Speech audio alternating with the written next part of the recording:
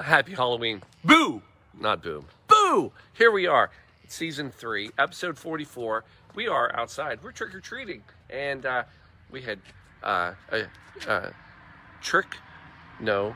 Yes, we had a trick, not a treat, because it all failed and did not work, and we had to shut it down, and we're doing it again. Season 3, episode 44.5, take 2, I don't know, but here we are, and it is quarantine cocktail time, and it is going to be some Witch's Brew, aka mulled cider.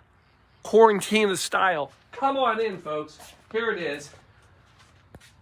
The outdoor Blue Monkey Quarantina. Is it working, Shelby? So far, so good. So far. Let's get this freaking thing done before it stops again. So, here's the deal. Here we are. It's Halloween. And Halloween, as I said earlier, is a mixed bag of treats. How'd the joke work the second time, Shelby? Great. Great. So, but Halloween, it is a mixed bag of treats. Because a lot of people, think it's just this little trick-or-treating. You walk door to door. But it actually has a history. It's a Celtic holiday. And so the Celtic holiday is actually called Samhain. And Samhain is actually a Gaelic word, and it means end of summer. It was the harvest. This is when we harvested everything, and this was the celebration. It actually represented the death and rebirth of Earth itself. Ooh, but that's what made it very spiritual and kind of crazy, because people believe that at this moment, this is the veil between life and death, where it's the thinnest. And that's when the spirits could come over. And that is why during Samhain, some of the things they would do would be have bonfires. And the fires were meant to kind of push the spirits and keep them from crossing over into, good Lord, Paul, all these spirits. Are you talking about? No, not these spirits, not yet. We're going to get there. But that was Samhain. And that's where it all started. But it changed, it morphed, all right? Because around the 7th century, the Vatican, Catholic Church, it's getting kind of big, and they're not a big fan of these pagan holidays, and they're like, we got to do something about it. How do we kind of get on this bandwagon or whatever? And they decided to move one of their holidays to November 1st. See, Samhain was always around October 31st.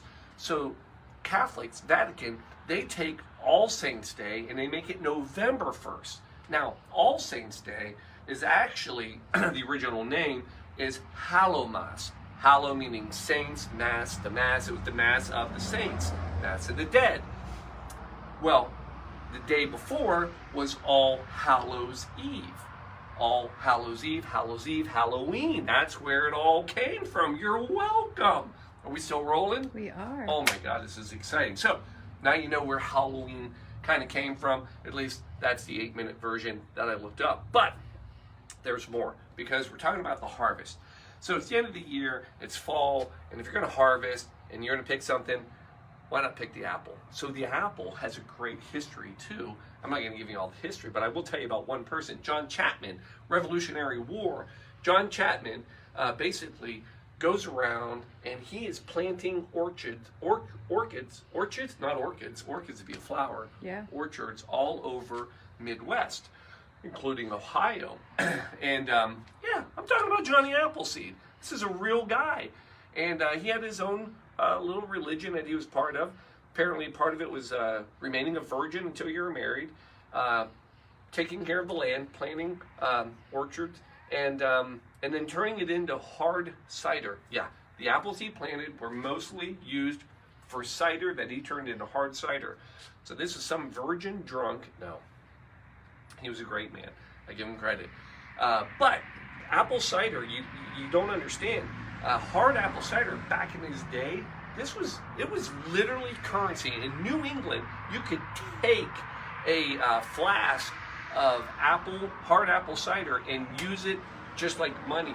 And here's the other thing, people don't realize it. The first distillery in the United States was actually licensed, number one. That's not the surprising part, because that's how you start counting off licenses. Number one, but it was in 1780, folks. It was Laird's, right here. Laird's, Applejack. hard apple cider. That was the first distillery in the United States. So we have a long, long history of apple cider. And tonight, we're going to do something with it. So tonight, we are going to do the mulled apple cider cocktail. Now, first of all, step one, you got to mull yourself some cider. So what does that mean? So when you've probably heard of mulled wine, mulled cider. The actual definition of mulled means to add spices and sugar and other ingredients to an alcohol. So, or to any beverage. So, mulled wine actually goes all the way back to Greek Roman times. And what would happen, they wanted to preserve some of the wines they had because wines go bad. So they would take these wines and they would add, like, again, fruits, berries, spices, and sugars, and they would mull them, and then they would last longer. That's what we do with cider. So, step one, you have to mull cider. Now, the difference between cider and mulled cider, cider you drink cold. Mulled cider, you take that cider, what I added, you add typically cloves, cinnamon, and nutmeg, and you steep it. You basically just simmer it for about an hour. That's it. It's done. Here it is, mulled cider. It's delicious. By itself, it's great. But that's not all. We're going to make it into a cocktail. Here we go. For God's sakes, Paul, will you just make the drink? I will. So, you're going to come into your glass right here with your mulled cider. All you got to do, we're mixing it straight up. I almost messed up already. Step one, it's a warm drink, no ice. So this is hot water, and you're going to pour it into your glass, and you want to let that heat the glass up just so it's warm, so that we're not fighting all that. So nice, warm, outside, you can do that. Now you come in with your warm cider, and you're going to go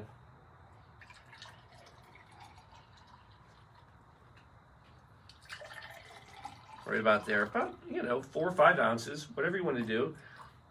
This one's a nice easy. Then you're coming in with whiskey. God bless it. Yes, just some good old whiskey. And you're going to go about 1.5 ounces, 2 ounces of a nice whiskey. So here we go. We're going small batch. Shelby, do you remember when we got this one? Love me some Fishers. Fishers whiskey. Thank you very much. Fainting goat. There it is. So, folks, now we're almost already done. The last thing we're going to do is you're going to put some heavy cream in it. Now, here's the trick with the heavy cream. What? Grab yourself a little heavy cream, couple ounces, and then you want to whisk this. You want to go what we're going to call a half whipped cream. All right? You can do it by hand. We're going to get one of these little whiskers right here. And you want to do this in a nice, something cold stainless steel. And then the idea is we just want to kind of froth it. You don't want to make it like whipped cream, like with peaks. Halfway there. Paul, how do you know when you're halfway there? I don't know. Go all the way and then go back halfway. But anyway, this is going to give it this nice creamy texture. Don't worry, it's not egg whites. You're going to be fine. And then take that little bit of half whipped cream. Ooh, that looks pretty. Right? Boom, there it is. Then, when you make your mulled cider, I told you, it's basically it's a couple cinnamon sticks. It's about 12 cloves. This is for about 1/2 gallon, and about 1/2 bulb of nutmeg. And then the other thing some people would do, will put orange in it. The other option, instead of putting oranges in it, and that, I know this is what Johnny Appleseed would have done. Johnny Appleseed would have said, Paul, I've got my emergency. Yeah, spreading it across the country, baby. It's part of a religion. Here it is, emergency. Give that a little sprinkle on top to give you that orange zest. And then the last thing, folks, coming in, we got to garnish it. Yeah, apple time. There it is.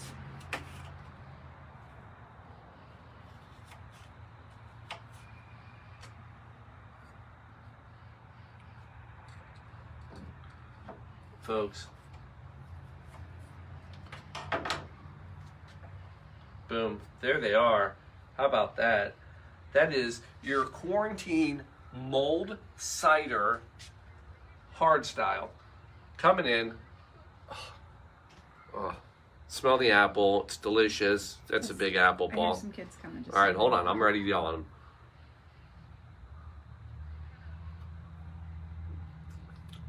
Oh, yes. Creaminess. You could probably give it a mix. Delicious. It's like an apple pie in your... It's an apple pie in a glass. It's delicious. Warm, nice, warm drink. Freaking amazing, folks. Here's your Halloween cocktail. Kids. Blue Monkey. Hold on, I'll tell them. Help yourself, guys. Get a handful. Happy Halloween. This is what we do here. Give you one last little bit of note here. Since this was actually Shelby's idea. She said, Paul, Halloween, you gotta do a witch's brew. You're welcome. You gotta do a witch's brew. So this is a type of witch's brew. But here's the fun thing about witches and brew. Women were actually they actually were the original brewers of beer. And they kind of got labeled as witches through this process. One of the reasons, because men started figuring out they were making money. So they wanted them out so men could become the brewers, but women were the original brewers. And here's why they were tagged witches. First of all, the pointy hat. It's true. These women brewers, way back colonial days, would wear a large pointy hat, and it was so they could see each other in the market when they were shopping. They knew where each other's were. Boom, there's your pointy hat. What about the cat? The cat, yes. They also had cats with them all the time. Why? Because they had to protect all the grain. So there would be mice that would always go after the grain when they were brewing. So they always made sure they had lots of cats with them to keep the mice away. What about the broom? Yes, the broom as well. They used the broom, obviously, while they were in the shop. But when they were done and they had fresh ale, they would take the broom and put it on the porch of their house so that people knew that they could come and get fresh brew. That was the sign. Folks, there it is. Your Halloween knowledge, witches, and Samhain, and all things great. It's apple cider, folks. It's spiked. It's delicious. I don't know if that worked. Chink, there it is. Folks, cheers right here. Look at this. Love you. See you next week. Oh, side note, telethon right around the corner. Folks, I think we have less than 10 of the 50 cocktails left for purchase for a donation. If you're on the fence, you better order it right away. Get online, order the cocktails. They're almost gone. And for God's sakes, November 13th and 14th, get ready for the craziest, probably dumbest thing I've ever done in at least a week. And with that, love you. Cheers. Happy Halloween. Hope it's spooktacular. Cheers.